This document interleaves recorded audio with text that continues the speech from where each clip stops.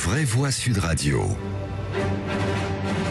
Garde à mort! À vos ordres, mon général! Une dictature militaire n'est pas souhaitable dans notre pays. Est-ce que j'ai jamais attenté aux libertés publiques fondamentales?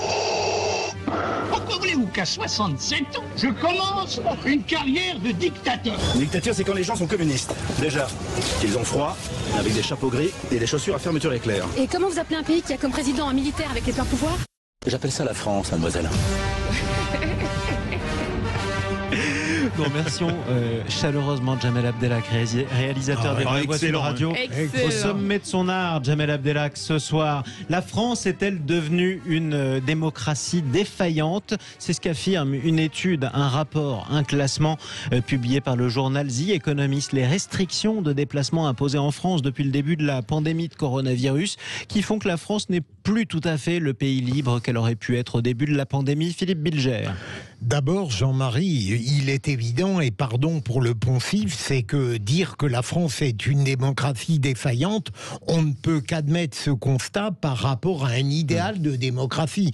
Même moi qui défends la démocratie française, je suis tout prêt à admettre que même en sortant du discours idéologique de gauche, il y a des choses qui pourraient être aménagées, perfectionnées dans notre République. Mais le deuxième élément, bien sûr, je vois bien au nom de quoi The Economist considère qu'on est une démocratie défaillante à cause de ce qu'on appelle les mesures liberticides depuis la Covid-19. D'abord, je ne suis pas persuadé qu'elles soient liberticides, et ensuite, je les trouve plutôt pertinentes compte tenu du fléau sanitaire. Mais on peut s'interroger en revanche sur autre chose. Est-ce que les modalités de décision au sujet de la Covid-19, la prédominance du Conseil de défense, l'impression de solitude régalienne ne justifient pas un petit peu le point de vue du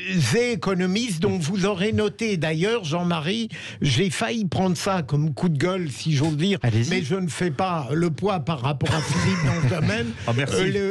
La République en marche et certains ministres reprochent à Macron, ne le disent pas, de faire cavalier seul. Donc ça rejoint le pouvoir un peu personnel, et la concentration du pouvoir est plus fort. Pas forcément pouvoir personnel, ça n'est pas tout à fait faire cavalier seul dans certains domaines, et le Conseil de défense ou Castex tombe des nues parce qu'il apprend qu'il n'y aura pas. Donc c'est là-dessus qu'on peut peut-être. Mais on peut d'ailleurs rappeler que le président de la République française a des pouvoirs que le président américain n'a pas à l'intérieur de ses propres frontières. Comme envoyer des soldats combattre dans un pays avant même d'en avertir le Parlement. Mais ça, c'est un autre aspect. Oui, parce que ça démontre pas que la démocratie est imparfaite. Mais les Français se sentent-ils, eux, enfermés ou alors opprimés? Tiens, et si on demandait justement à ceux qui sont chargés de faire respecter les restrictions sanitaires? 0826 300 300 en direction l'Essonne. Julien, bonsoir. Et bonsoir. Soyez le bienvenu sur Sud Radio. Vous êtes policier, vous travaillez la nuit. Du coup, la nuit, vous faites vérifier, vous faites appliquer le couvre-feu. Que vous répondent les Français que vous contrôlez, vous? Écoutez, alors moi c'est pas moi exactement, c'est pas mon service qui s'occupe de ça. Cependant, j'ai beaucoup de collègues qui sont chargés exactement de ce genre de mission.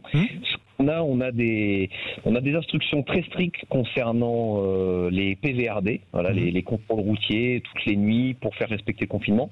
Ça nous est rabâché toutes les nuits, plusieurs fois par nuit. Vous vérifiez la route et vous contrôlez chaque voiture qui passe. Exactement, les collègues s'implantent et ils contrôlent l'attestation, voilà, tout ce qui est à contrôler.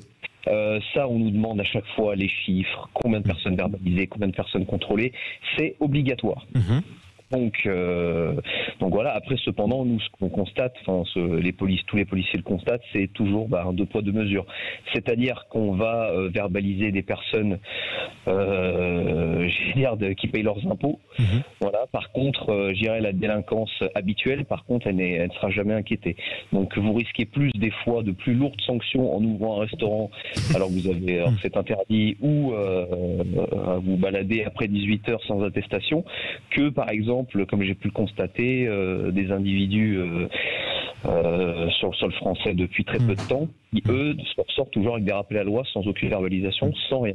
Et ce qui fait du coup qu'un certain nombre de personnes contrôlées ou verbalisées ont le sentiment d'être plus surveillées que les autres. Ça n'arrange pas d'ailleurs le sentiment des Français de vivre dans une démocratie parfaite. Merci beaucoup pour mon témoignage, mon cher Julien, pour votre témoignage, mon cher Julien, au 0826 300 300. Bon courage pour votre journée de travail. Vous allez commencer dans quelques heures, hein. C'est le matin. Merci pour vous. Je suis en repos. Là. Bon, reposez-vous bien en tout cas. Merci à vous. Merci. Julien, policier de nuit dans l'Essonne. La France est-elle une démocratie défaillante, Philippe David ? Mais évidemment que oui. Le principe de la démocratie, c'est pouvoir contre pouvoir.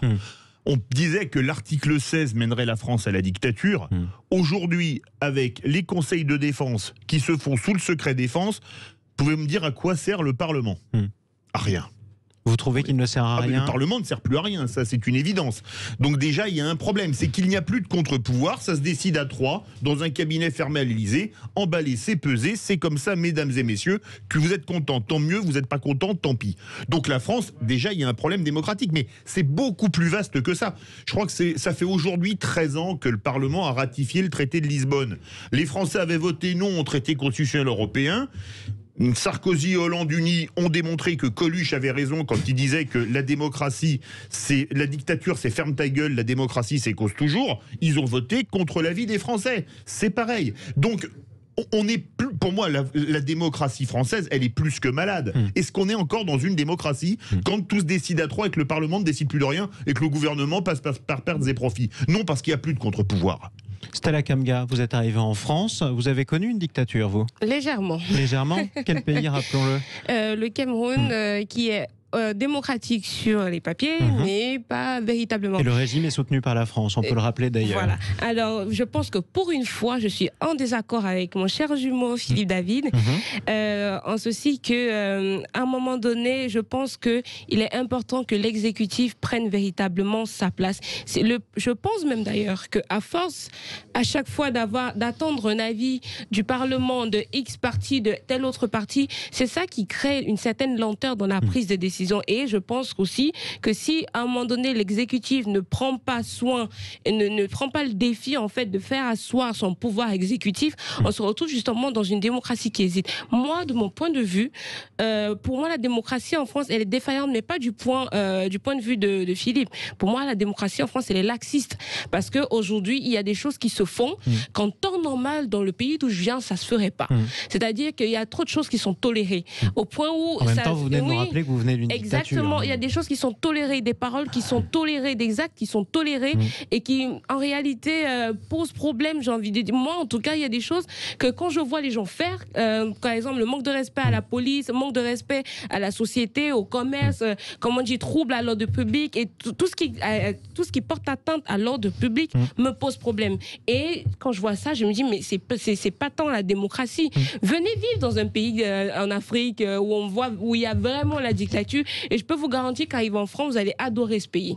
Vous allez adorer la France. En un mot, Philippe Bilger ? On peut considérer en effet que la démocratie est défaillante parce que l'autorité de l'État est faible, mais c'est autre chose que la Covid-19. Et Philippe est remonté très loin, alors c'est sûr qu'on peut discuter la constitution de la 5e République. Vieux débat. Je veux dire, même l'approuver, mais vous avez dépassé l'analyse sur la Covid. Vous êtes parti de la Covid et vous êtes revenu au coup d'État permanent qui avait été la qualification de la Constitution par François Mitterrand. Quoi qu'il en soit, la France est-elle une démocratie défaillante ? On vous posait cette question sur le Twitter de Sud Radio. Vous répondez oui. Verdict. Je dirais 85, non pendant 95. Vous êtes trop bavard, mon cher Philippe Bilger. 96% d'entre vous. La France est une démocratie défaillante. Restez avec nous sur Sud Radio. Les vraies voix reviennent. Le moment préféré de Philippe Bilger, toujours les rois de l'info. C'est avec Clément Barguin dans un instant.